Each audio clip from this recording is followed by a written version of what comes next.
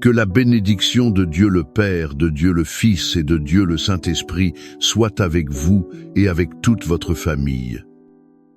Que la paix qui surpasse toute intelligence inonde votre cœur et votre foyer.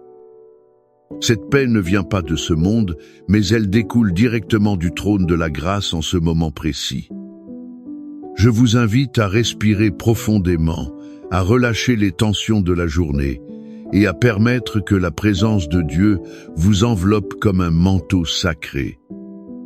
Imaginez dès maintenant un manteau de lumière, le manteau de paix du Seigneur, couvrant votre maison, du toit jusqu'aux fondations.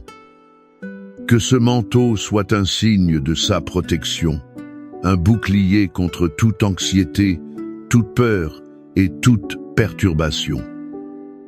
Et sur la porte de votre maison, par la foi, nous visualisons le sceau du Saint-Esprit. C'est une marque qui déclare que ce territoire et cette famille appartiennent au Seigneur Dieu Tout-Puissant. C'est un temps sacré, un espace que nous consacrons pour nous connecter au divin. Nous y épanchons notre cœur devant celui qui nous a créés et qui nous aime d'un amour éternel. Soyez les bienvenus à ce moment de prière et de réflexion. Maintenant, dans l'unité de la foi et du dessein, nous nous levons. Ce n'est pas par notre propre force, mais revêtus de l'armure de Dieu et dans le pouvoir du nom, qui est au-dessus de tout nom, le nom de Jésus-Christ. Nous nous positionnons comme des gardiens spirituels de nos foyers. Nous déclarons la guerre à tout pouvoir des ténèbres qui osent se lever contre nos familles. Au nom de Jésus, nous nous ceignons de la ceinture de la vérité et déclarons que la parole de Dieu est la seule vérité qui gouverne notre maison. Nous revêtons la cuirasse de la justice. Nous déclarons que notre famille vit par la foi au Fils de Dieu qui nous a aimés et s'est livré pour nous. Nous chaussons nos pieds de la préparation de l'évangile de paix. Nous déclarons que nos foyers seront des centres de paix et de réconciliation dans ce monde troublé. Nous prenons le bouclier de la foi, avec lequel nous éteignons tous les dards enflammés du malin. Nous déclarons que la foi de notre famille est fondée sur le rocher, qui est Christ. Aucune tempête ne pourra nous ébranler. Nous mettons le casque du salut. Nous déclarons que les esprits de nos enfants, de notre conjoint et de tous nos proches sont captifs à l'obéissance de Christ. Ils sont protégés des tromperies, des mensonges et des idéologies qui s'élèvent contre la connaissance de Dieu. Et avec l'épée de l'Esprit, qui est la parole de Dieu, nous avançons en autorité. Nous brisons, par l'autorité du nom de Jésus, tout esprit de division. Il tente de semer des querelles, des discussions et des malentendus entre mari et femme, entre parents et enfants, entre frères. Nous réprimandons et ordonnons que se retire maintenant tout esprit de rébellion, de désobéissance et de déshonneur. Il tente d'empoisonner le cœur de nos jeunes. Nous annulons et défaisons toute parole de malédiction, toute peste lancée contre notre lignée. Nous annulons aussi tout héritage d'échec, de dépendance, de divorce ou de maladie. Par le pouvoir du sang de Jésus, nous déclarons que notre histoire familiale est réécrite aujourd'hui. Le sang de l'agneau nous purifie, nous rachète et établit un nouvel héritage de bénédiction, de santé, de prospérité et de service au Seigneur. Nous déclarons que les portes de notre maison sont fermées au mal et ouvertes à la bénédiction du ciel. Nous ordonnons que toute force d'envie, de jalousie, d'intrigue et de commérage qui tente de miner notre unité familiale soit défaite. Qu'elle retourne à l'abîme. Nous couvrons nos enfants avec le sang de Jésus. Nous déclarons qu'ils sont la propriété exclusive du Seigneur. Aucun mal ne leur arrivera, aucune plaie n'approchera de leur tente. Car le Seigneur donne des ordres à ses anges à notre sujet pour nous garder dans toutes nos voies. Ce n'est pas une prière de peur, mais une déclaration de victoire. Car celui qui est en nous est plus grand que celui qui est dans le monde. Nous ne luttons pas pour la victoire. Nous luttons à partir de la victoire que Christ a déjà remportée pour nous sur la croix du Calvaire. Et c'est pourquoi nous déclarons par la foi, ma famille est bénie, ma famille est protégée, ma famille est prospère, ma famille sert le Seigneur. Maintenant, le cœur assuré de cette vérité, je veux vous inviter à plonger dans les profondeurs du cœur de Dieu. Nous le ferons à travers l'une des histoires les plus touchantes de toute l'Écriture. C'est l'histoire que nous trouvons dans l'Évangile de Luc, chapitre 15. Elle est souvent appelée la parabole du fils prodigue. Mais je préfère l'appeler la parabole du père aimant. Car le protagoniste, le héros de ce récit, n'est pas le fils qui s'est perdu, ni le fils qui est resté, mais le père qui n'a jamais cessé d'aimer. Fermez les yeux un instant et permettez au Saint-Esprit de peindre cette scène dans votre imagination. Voyez un père, un homme de bien, digne, respecté. Il a 2 fils. Le plus jeune, impatient et mu par un désir de liberté illusoire, s'approche de son père. Il lui fait la demande la plus douloureuse qu'un fils puisse faire. « Père, donne-moi la part des biens qui me revient. » En substance, il disait, « Père, pour moi, tu es déjà mort. Je veux ce qui est à moi, je veux vivre ma vie loin de toi. » Pouvez-vous sentir le coup de poignard dans le cœur de ce père? Malgré tout, avec une douleur silencieuse, il respecte la décision de son fils. Il divise ses biens. Quelques jours plus tard, le fils rassemble tout ce qui lui appartient et part pour une terre lointaine. Là, il gaspille tout, vivant imprudemment, cherchant à combler le vide de son âme avec les plaisirs passagers que le monde offre. Mais le vide ne fait qu'augmenter. Alors, la crise survient. Une grande famine dévaste la terre et il commence à manquer de tout. Celui qui voulait être le maître de son propre destin se voit maintenant réduit à garder des porcs. Cet animal est le plus impur pour un juif. Il désire manger la nourriture qui était donnée aux animaux. C'est au fond du gouffre, dans l'humiliation totale, qu'il revint à lui. Il se souvint de la maison de son père. Il se souvint que même les serviteurs de son père avaient du pain en abondance, tandis que lui mourait de faim. Et à ce moment de lucidité, il prend une décision. « Je me lèverai et j'irai vers mon père. » Il lui dira, « Père, j'ai péché contre le ciel et devant toi. Je ne suis plus digne d'être appelé ton fils. Traite-moi comme l'un de tes journaliers. » Pendant ce temps, que faisait le père? La Bible nous donne un indice puissant. Elle dit que, tandis qu'il était encore loin, son père le vit et fut ému d'une intime compassion. Il courut, se jeta à son cou et l'embrassa. Ce père n'a jamais abandonné. Chaque jour, il montait au point le plus élevé de sa propriété et regardait l'horizon. Il attendait, il languissait, le cœur serré par le manque, le retour de son fils. Et quand il le voit, il n'y a aucune hésitation. Il court. Un homme de sa position sociale ne courait pas. Mais l'amour lui a fait oublier la dignité, l'étiquette. Il court, l'embrasse, le couvre de baisers, couvrant sa honte et son odeur de porc avec l'étreinte de la grâce. Avant que le fils ne puisse finir son discours de repentance préparé, le père l'interrompt. Il crie au serviteur, « Apportez vite la plus belle robe, revêtez-le, mettez un anneau à sa main et des sandales à ses pieds. Amenez le veau gras, tuez-le. Mangeons et réjouissons-nous. Car mon fils que voici était mort et il est revenu à la vie. Il était perdu et il est retrouvé. » La fête commence, la joie éclate, la restauration est complète. Cette histoire si riche et profonde nous enseigne des leçons vitales pour notre famille aujourd'hui.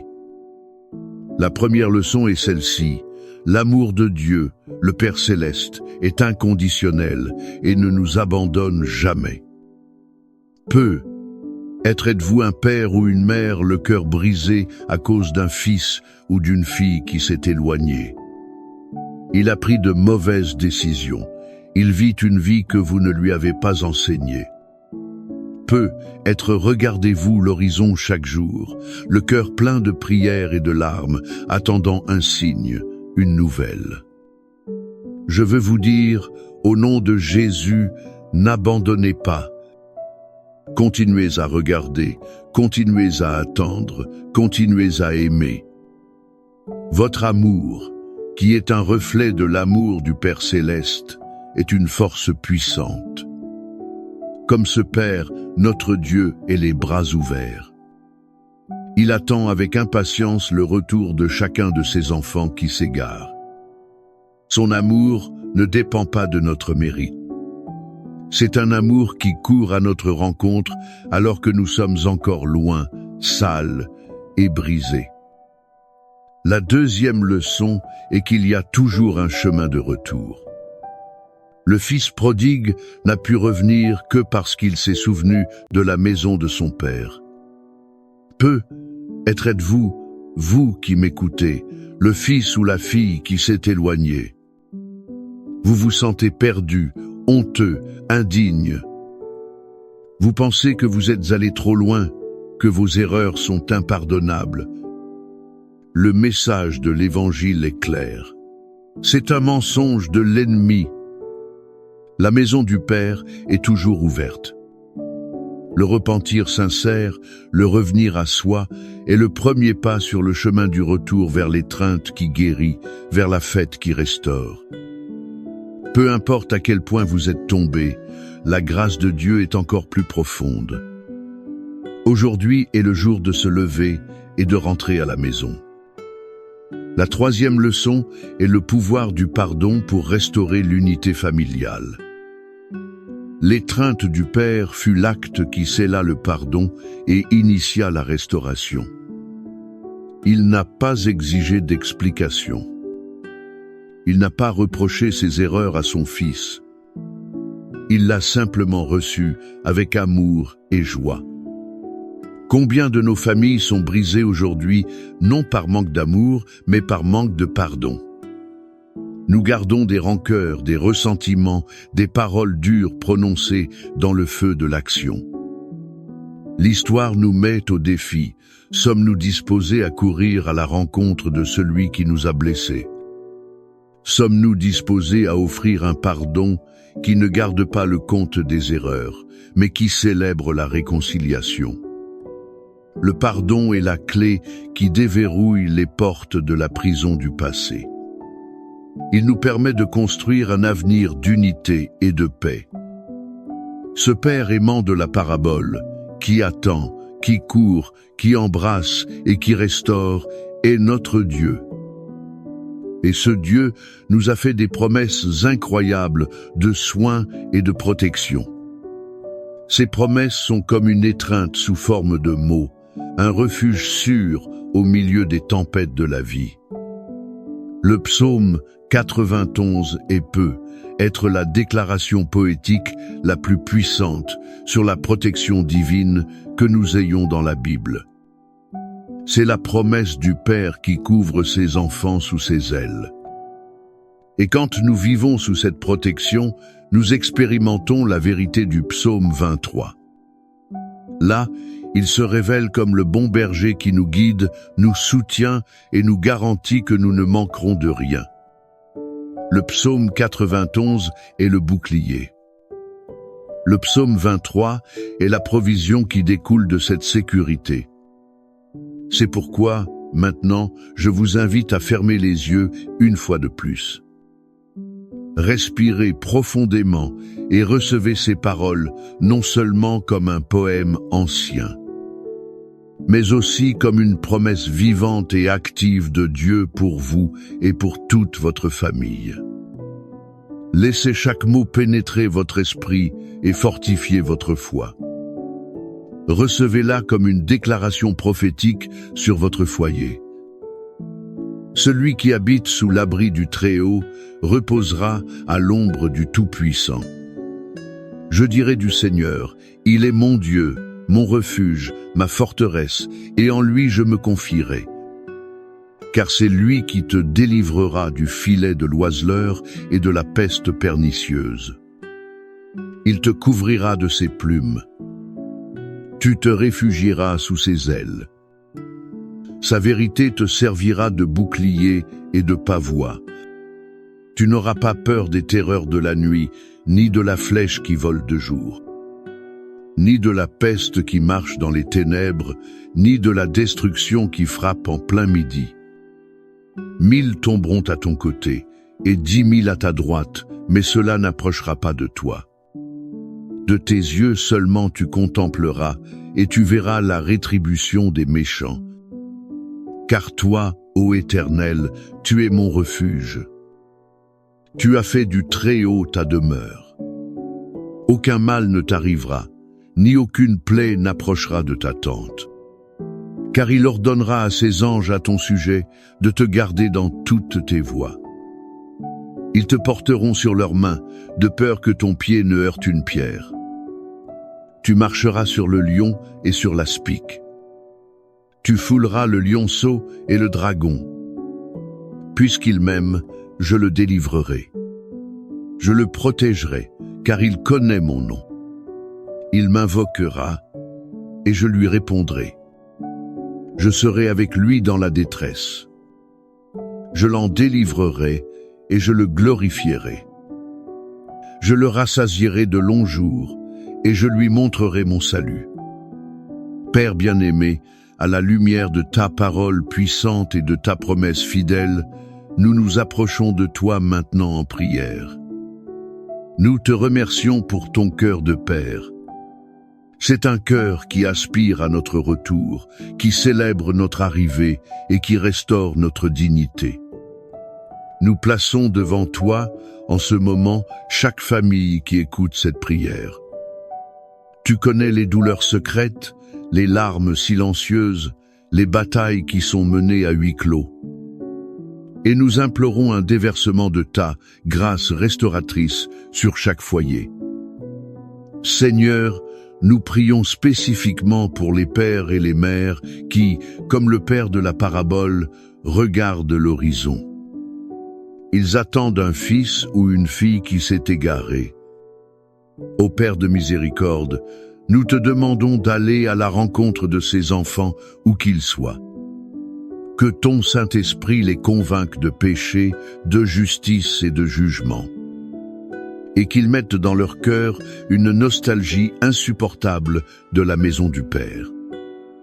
Brise les chaînes des dépendances, des mauvaises relations, de la tromperie et de l'orgueil. Crée les circonstances nécessaires pour qu'ils reviennent à eux et décident de revenir. Et donne aux parents la force d'espérer en toi et la grâce de pardonner et de célébrer le retour. Nous prions, Seigneur, pour les mariages blessés et pour les couples qui vivent comme des étrangers sous le même toit. Là, la communication a cessé et l'amertume a pris racine. Père, tu es le Dieu qui restaure. Nous te demandons que ton baume de guérison soit versé sur ces relations. Restaure l'amour, le respect, la complicité et le pardon. Brise les murs d'orgueil et enseigne à chaque conjoint à faire le premier pas vers la réconciliation. Nous prions pour l'unité entre frères, pour la paix entre parents. Là où il y a des disputes d'héritage, d'anciennes querelles ou des paroles qui ont blessé, nous libérons ton esprit de paix et de réconciliation. Nous réprimandons le dévoreur financier qui a attaqué les familles, apportant dette, chômage et anxiété. Et basé sur la promesse de ton soin comme bon berger dans le psaume 23, nous déclarons que tu es notre pourvoyeur. L'Éternel est notre berger, nous ne manquerons de rien. Ouvre les portes de la provision, multiplie les ressources et enseigne-nous à te faire confiance pour notre subsistance quotidienne. Et maintenant, nous prions pour la guérison. Guéris, Seigneur, les corps malades. Du sommet de la tête jusqu'à la plante des pieds, que tout organe et toute cellule malade reçoivent ton toucher de guérison maintenant. Que ce soit dans n'importe quel membre de ces familles.